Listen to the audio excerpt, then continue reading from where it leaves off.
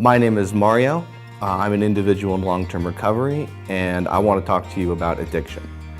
The most important thing that I can tell you is that recovery from addiction is possible.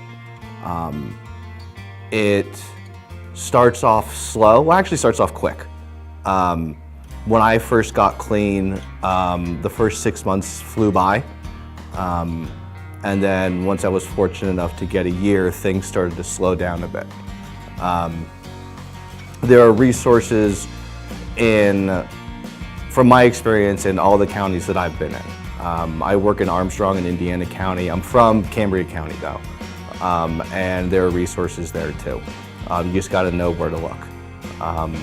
In my story, I was very fortunate enough to work with individuals who were also in recovery, and I basically broke down and asked them for help, and that's what led me to be, here today. I started my journey in 2015 with that initial admission for help, and it's brought me so far all the way here. Recovery, like I said, it's once you get a little bit of time, it can get slow, and that is not a bad thing. With that time that I was able to learn how to take that breath, take that moment, and say, okay, what do I do next? What do I do next? Instead of my the diseased brain that I had was finicky, very temperamental, very argumentative, very problem-focused. Whereas now that I've been able to clear my head and work through a lot of my own personal issues, I'm much more solution-oriented.